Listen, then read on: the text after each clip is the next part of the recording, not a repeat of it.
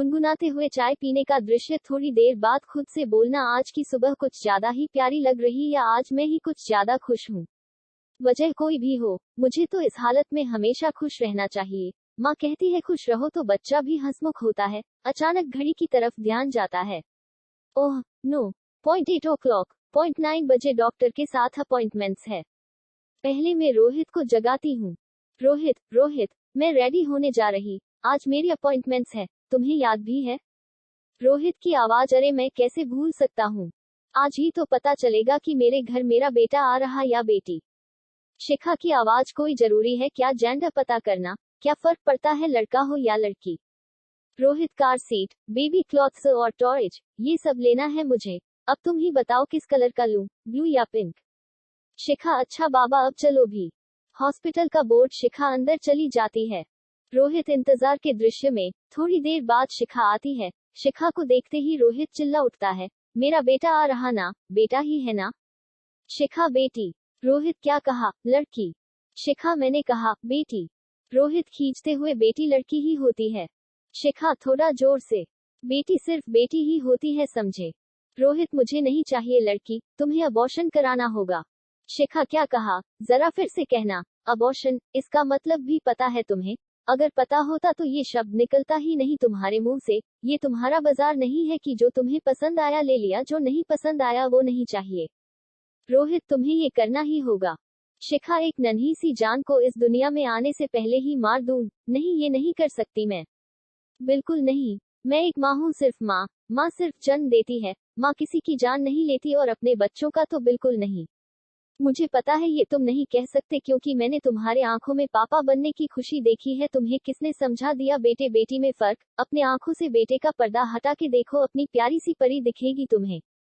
रोहित, लड़की है ये, तुम ही बताओ मेरा वंश आगे कैसे बढ़ेगा?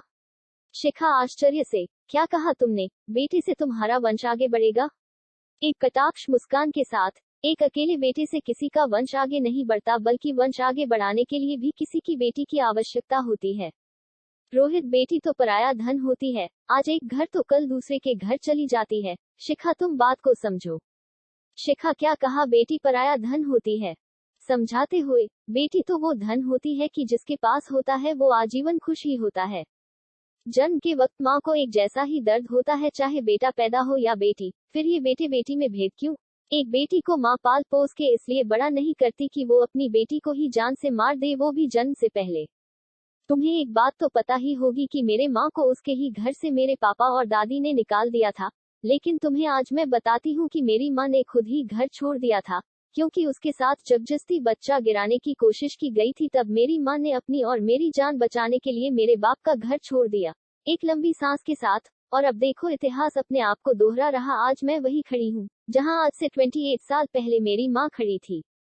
गर्व से, तो मैं वो लड़की हूँ जिसे दुनिया से लड़ के मेरी माँ ने मुझे जिंदगी दी। तो तुमने ये कैसे सोच लिया कि मैं अपनी बच्ची को अपने ही कोख में मार दूंगी? नहीं, ये मैं कभी नहीं कर सकती। मैं ये घर छोड़ सकती हूँ, तुम्हें भी छोड़ सकती हूँ, लेकिन अपनी बेटी को नहीं छोड़ सकती, अपने से अलग नहीं कर सकती, कतई नहीं। अब तुम सोच लो, तुम्हें मेरा साथ देना है या उस खोखली दुनिया का जो तुम्हारा साथ कभी नहीं देगी? अगर तुम्हारा साथ कोई देगा तो वही तुम्हारी बेटी, जिसे तुम इस दुनिया में लाना नहीं चाहते।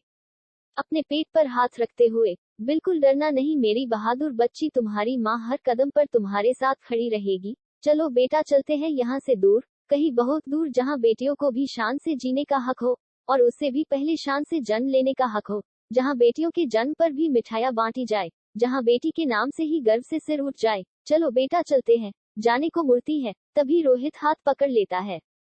रोहित, जो तुमने सहा वो मेरी बेटी नहीं सहेगी।